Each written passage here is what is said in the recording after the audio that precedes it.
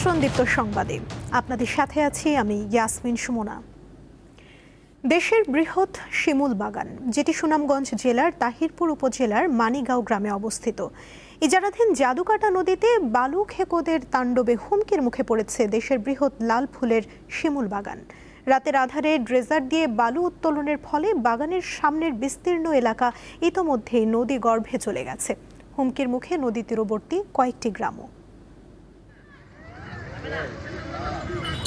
এটি দেশের বৃহৎ শিমুল বাগান। দেশের নানা প্রান্ত থেকে হাজারো পর্যটক আসেন এর সৌন্দর্য উপভোগ করতে। তবে ইজারাদারের অধিক মুনাফার লোভ আর রাতে ড্রেজারের তাণ্ডব, এই দুয়ের সমন্বয়ে নদীর তীর থেকে অবৈধভাবে বালু উত্তোলনের ফলে হুমকির মুখে পড়েছে দেশের সর্ববৃহৎ শিমুল বাগান। এই নদী ভাঙনের কারণ হচ্ছে কিছু বালু খেকু সিন্ডিকেটের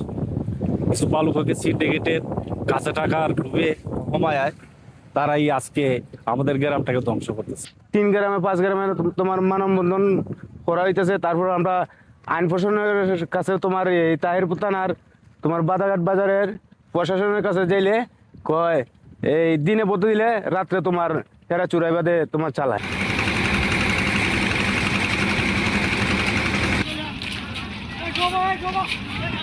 নিরাপত্তা নাই, এটাও ভাঙ্গে হাইলাইতেছে গ্রামে। কোনো মানুষ একটা নিরাপত্তায় থাকতে পারে না। এই গ্রামের মানুষ দুর্বল। বৃহৎ এই শিমুল বাগান ঘুরতে আসছেন, দেখতে আসছেন, কেমন লাগলো, কি দেখছেন এবং বর্তমান পরিস্থিতি কি একটু জানাবেন। আসসালামু আলাইকুম, আমি হচ্ছে ঢাকা বিশ্ববিদ্যালয়ের একজন শিক্ষার্থী। আমরা বন্ধুরা মিলে সবাই আর কি সুনামগঞ্জ টাঙ্গুয়ার হাওরে ঘুরতে এসেছি।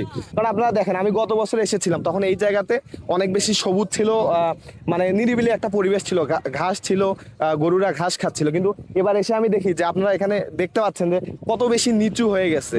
তো এর পরের বার আসলে আমি হয়তো আর শিমুল বাগান দেখবো না। পানি অলমোস্ট ঢুকেই যাচ্ছে। এরকম যদি সামনে বর্ষা যদি আরো কঠোর হয়েছে, সেই ক্ষেত্রে কিন্তু দেখা যাবে যে শিমুল বাগানে অর্ধেকটা চলেও যেতে পারে। এগুলাতে প্রশাসন নিশ্চয়ই জানে। আমি যেমন দেখতে পাচ্ছি, আপনি এসেছেন, আপনি দেখতে পাচ্ছেন, প্রশাসনও ঠিকই দেখতে পাচ্ছে, বাট তাদের কোথায় হাত কাটা সেটা আমার জানা নেই।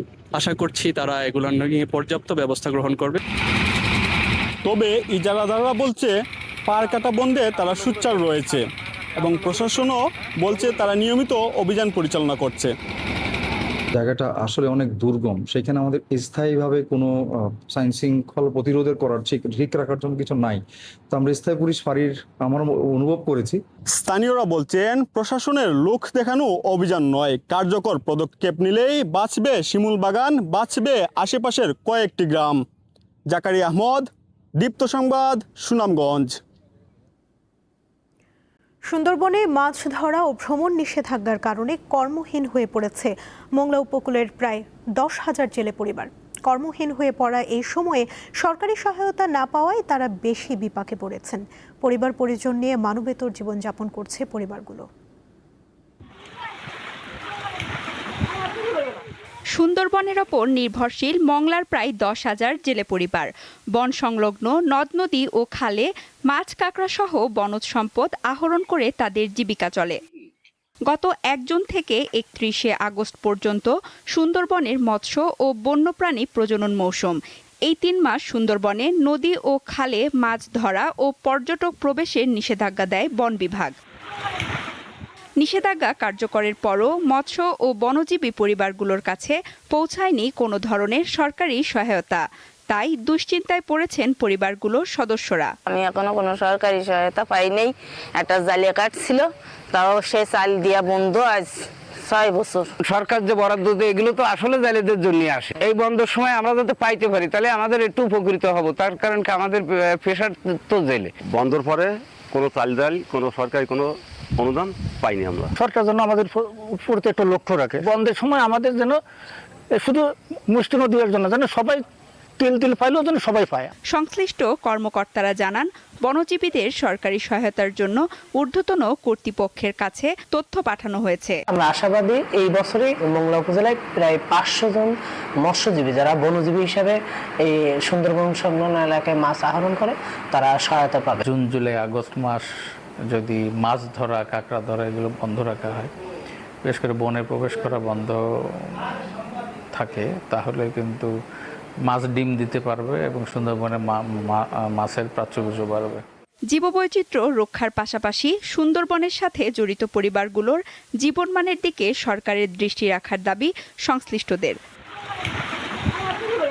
সঞ্জিদা স্নিগ্ধা, দীপ্ত, বার্তাকক্ষ। বৃষ্টির প্রভাবে রাজধানীর বাজারে বেড়েছে সব ধরনের সবজির দাম, মাছ ও অন্যান্য নিত্যপণ্যের দামও বেড়েছে। এ বিষয়ে আরও খবর জানাতে যোগ দিচ্ছেন সহকর্মী সঞ্জিদা প্লাবনী। কথা বলবো তার সঙ্গে। প্লাবনী, জিনিসপত্রের দাম কেমন দেখছেন বিস্তারিত জানাবেন। বলা যেতে পারে সকালে রাজধানীতে বাজারে যেসব নগরবাসী বাজার দেখেছেন তারা স্বস্তিতে নেই, তারাই আমাদেরকে বলছিলেন। আমি আপনাদের একটু বাজারের দৃশ্যটা দেখাতে চাইব না। সকালবেলায় যেসব ক্রেতা এসেছেন এই কারণ বাজারে, তারা বলছেন যে তারা কোনো সবজি 60 টাকা থেকে মানে 60-এর নিচে পাচ্ছে না। সবচেয়ে বাজারে যে সস্তা সবজি হিসেবে গণ্য করা হয় বা বলা হয় পেঁপে যে সবজিটাকে, সেটাও কিন্তু তারা কিনছেন 50 টাকা কেজিতে। এবং করলা 70 টাকা, পটল 50 টাকা, ডাকি কচু এটা আপনার বিক্রি হচ্ছে আপনার 80 টাকায়। টমেটো বিক্রি হচ্ছে কিন্তু আসলে এখানে 120 থেকে 150 টাকা করে, শসাও বিক্রি হচ্ছে আপনার 150 টাকায়। এছাড়া সব ধরনের সবজি কিন্তু এখানে দাম বেড়েছে। আমরা আসলে ক্রেতা বিক্রেতা উভয়ের সাথেই কথা বলেছিলাম। তারা বলছেন, যারা ক্রেতা তারা বলছেন তারা বাজারে স্বস্তি পাচ্ছেন না, এবং বিক্রেতা যারা বলছেন তারা বলছেন যে সরবরাহ কম এবং এই বৃষ্টির কারণে বেশ কিছুদিন ধরে টানা বর্ষণের কারণে সমস্ত এলাকা আসলে তলিয়ে যাওয়ার ফলে সবজির সরবরাহ কম থাকায় সবজির দামটা বেড়েছে, এবং যাতায়াত ব্যবস্থা খারাপ থাকায় সবজি তারা এখানে যে যোগান সেটিও ঠিক মতো পাচ্ছেন না জন্য বেড়েছে। এছাড়া বেগুন কিন্তু এখানে বিক্রি হচ্ছে 120 টাকা কেজিতে। আর মাছ মাংসের ধরনের মাছেই দাম বেড়েছে, কিন্তু আপনার 100 থেকে 150 টাকা পর্যন্ত মাছের দাম বেড়েছে। কাঁচামরিচের ঝাঁঝিয়েও কিন্তু আসলে এখানে যারা ক্রেতা রয়েছে তারা কিন্তু বলছেন যে কাঁচামরিচের দামও। কারণ বাজার থেকে জানাচ্ছিলেন সহকর্মী সঞ্জিদা প্লাবনী। চট্টগ্রাম বোর্ডের সকল জেলার এইচএসসি ও সমমানের পরীক্ষা অনির্দিষ্টকালের জন্য স্থগিত করা হয়েছে। বৃহস্পতিবার রাতে চট্টগ্রাম শিক্ষা বোর্ড এক জরুরি বিজ্ঞপ্তিতে এই তথ্য নিশ্চিত করেছে। বোর্ড কর্তৃপক্ষ জানিয়েছে, বন্যায় ক্ষতিগ্রস্ত এলাকাগুলোর সার্বিক পরিস্থিতি, পরীক্ষার্থীদের শারীরিক ও মানসিক অবস্থা এবং যাতায়াতের চরম দুর্ভোগ বিবেচনা করেই এই সিদ্ধান্ত নেওয়া হয়েছে। আন্তঃশিক্ষা বোর্ড সমন্বয় কমিটির নির্দেশনায় স্থগিত হওয়া অবশিষ্ট বিষয়গুলোর নতুন সময়সূচি পরবর্তীতে বিজ্ঞপ্তির মাধ্যমে জানিয়ে দেওয়া হবে।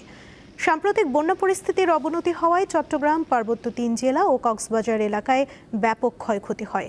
এমন পরিস্থিতিতে চট্টগ্রাম শিক্ষা বোর্ড কর্তৃপক্ষ এইচএসসি ও সমমানের কয়েকটি পরীক্ষা স্থগিত করে, কিন্তু পরিস্থিতির উন্নতি না হওয়ায় নতুন করে অনির্দিষ্টকালের জন্য পরীক্ষা স্থগিত করল কর্তৃপক্ষ।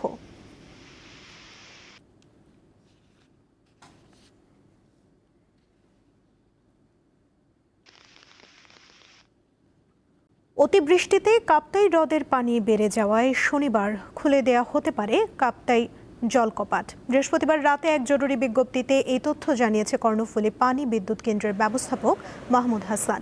তিনি জানান, হ্রদে বর্তমানে পানি রয়েছে 103.91 ফুট MSL। কাপ্তাই বাঁধের সর্বোচ্চ পানি ধারণ সীমা 109 ফুট MSL। সাম্প্রতিক ভারী বৃষ্টিতে লেকের পানির উচ্চতা বৃদ্ধি পাওয়ায় আগামী শনিবার যে কোনো সময় স্পিলওয়ে 16টি গেট ও 6 ইঞ্চি পরিমাণ খুলে দেওয়া হবে। বর্তমানে লেকের উচ্চতা, ইনফ্লো ও বৃষ্টিপাত সহ সার্বিক পরিস্থিতি নিবিড়ভাবে পর্যবেক্ষণ করা হচ্ছে। বৃষ্টিপাত, পানির উচ্চতা এবং ইনফ্লোর তারতম্যের ওপর নির্ভর করে স্পিলওয়ে খোলার সময় এগিয়ে বা পিছিয়ে নেওয়া হতে পারে বলেও জানান তিনি।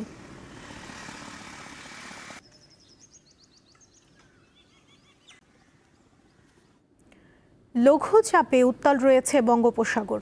এর প্রভাবে পটুয়াখালীতে গুড়ি গুড়ি থেকে মাঝারি বৃষ্টিপাত হচ্ছে। উপকূলের আকাশ ঘন মেঘাচ্ছন্ন রয়েছে। নদ নদীর পানির উচ্চতা কিছুটা বেড়েছে। অনেকটা উত্তাল রয়েছে কুয়াকাটা সংলগ্ন বঙ্গোপসাগর। তীরে আছড়ে পড়ছে ছোট বড় ঢেউ। উত্তর বঙ্গোপসাগর ও উপকূলীয় এলাকা দিয়ে ঝোড়ো হাওয়ার আশঙ্কা রয়েছে। তাই পটুয়াখালীর পায়রা, চট্টগ্রাম, কক্সবাজার ও মোংলা সমুদ্র বন্দরকে 3 নম্বর সতর্ক সংকেত দেখিয়ে যেতে বলেছে আবহাওয়া অফিস। এছাড়া সকল মাছ ধরা ট্রলারকে উপকূলের কাছাকাছি থেকে সাবধানে চলাচল করতে বলা হয়েছে।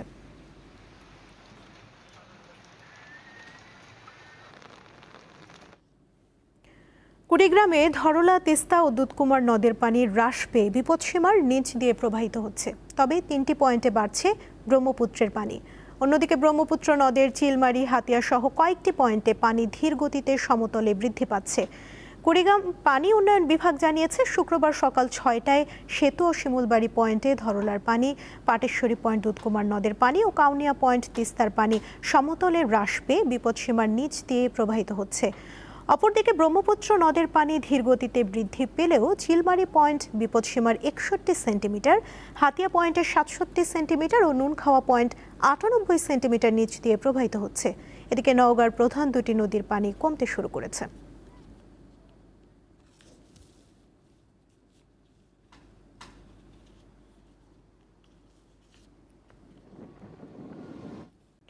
দেশের টেকসই প্লাস্টিক বর্জ্য ব্যবস্থাপনা নিশ্চিত করতে সরকার ও শিল্প প্রতিষ্ঠান সহ সংশ্লিষ্ট সকলের সমন্বয় জরুরি।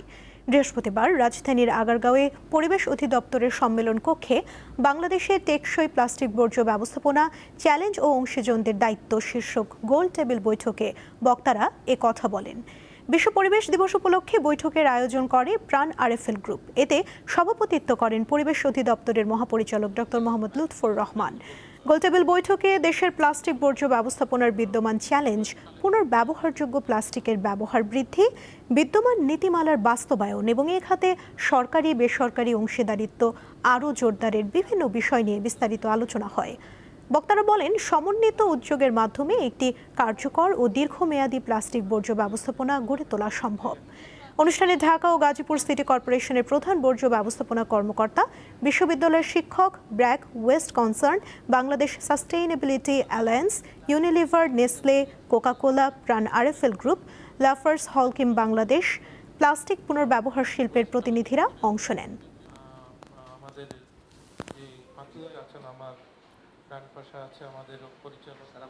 আন্তর্জাতিক প্রসঙ্গ। ইরানের দক্ষিণাঞ্চলের একাধিক বেসামরিক অবকাঠামোতে হামলা চালিয়েছে যুক্তরাষ্ট্র। এ হামলায় অন্তত 7 জন নিহত, 9 জন আহত হয়েছে। রাতে দেশটির হরমুজগান প্রদেশের সেতু ও আবাসিক এলাকায় এসব হতাহতের খবর পাওয়া গেছে। এছাড়া বন্দর আব্বাস, বুশেহর, আহবাদ শহর এবং ইরান শহর বিমানবন্দরেও বিস্ফোরণের খবর পাওয়া গেছে। যদিও ইরানের সামরিক সক্ষমতাকে আরও দুর্বল করার লক্ষ্যে টানা 6ষ্ঠ রাতে হামলার দাবি করছে মার্কিন সেন্ট্রাল কমান্ড। এর মধ্য দিয়ে যুক্তরাষ্ট্র বড় জয়ের পথে বলে মন্তব্য করেছেন প্রেসিডেন্ট ডোনাল্ড ট্রাম্প। তবে পাল্টা হামলা অব্যাহত রেখেছে তেহরানও।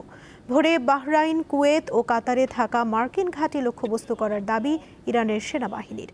এছাড়া কোনো কিছুতেই হরমুজ প্রণালীর নিয়ন্ত্রণ না ছাড়ার অঙ্গীকার পুনর্ব্যক্ত করেছে ইরান।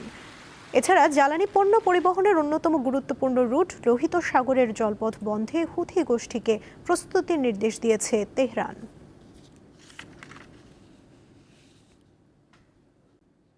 বিদেশি শিক্ষার্থী, সাংবাদিক ও সাংস্কৃতিক বিনিময় কর্মসূচিতে অংশগ্রহণকারীদের জন্য ভিসা নীতি আরও কঠোর করছে যুক্তরাষ্ট্র।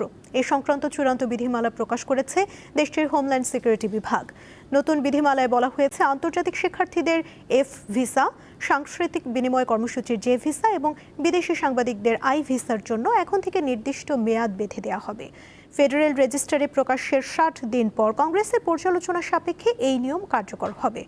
2025 সালের জানুয়ারিতে দায়িত্ব নেয়ার পর থেকেই প্রেসিডেন্ট ট্রাম্প অভিবাসন নীতিতে ব্যাপক কড়াকড়ি আরোপ করেন। ইতোমধ্যে বহু বিদেশি শিক্ষার্থীর ভিসা ও গ্রিন কার্ড বাতিল করা হয়েছে। পাশাপাশি কয়েক লাখ অভিবাসীর বৈধ থাকার মর্যাদাও প্রত্যাহার করা হয়েছে। এবারে খেলার খবর।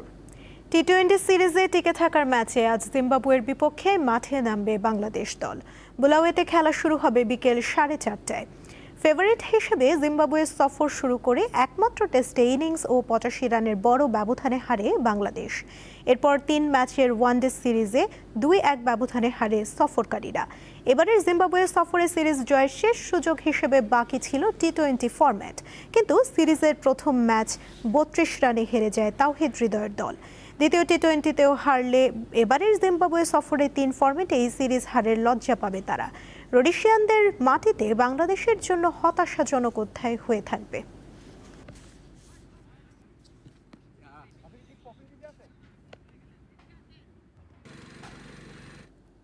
এবারে বিআরবি কেবলস নিবেদিত ফিফা ওয়ার্ল্ড কাপ 2026।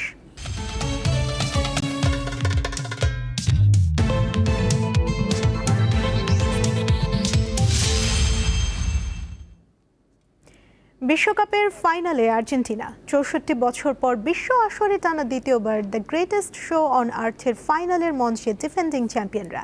এমন সাফল্যে একদিকে যেমন আনন্দের জোয়ারে ভাসছেন আর্জেন্টাইন সমর্থকরা, অন্যদিকে হতাশায় ভেঙে পড়েছেন ইংলিশ ভক্ত সমর্থকরা। শেষ বাঁশি বাজতেই উল্লাসে ফেটে পড়েন আর্জেন্টাইন সমর্থকরা। নাচ গান আর আকাশি সাদা পতাকায় রঙিন হয়ে ওঠে চারপাশ।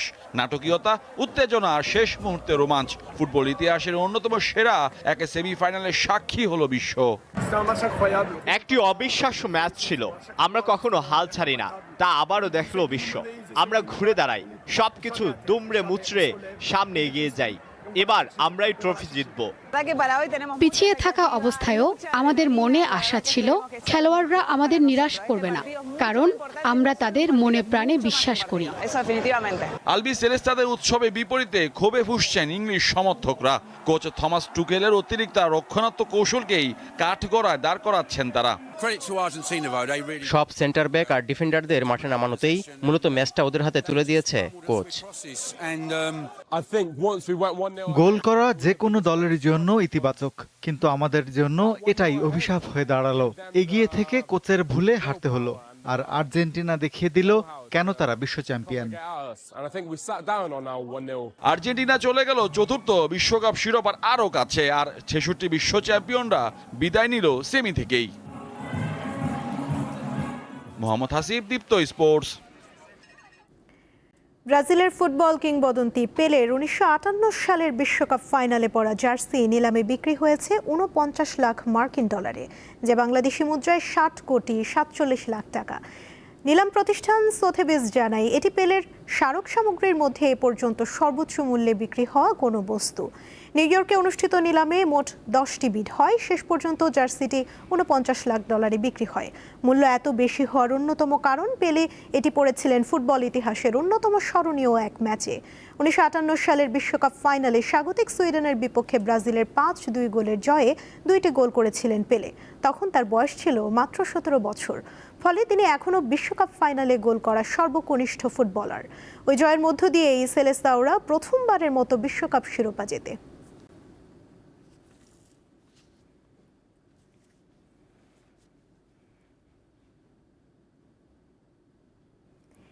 এই ছিল এখনকার মতো। পরবর্তী সংবাদ দুপুর 2টায় দেখার আমন্ত্রণ রইল।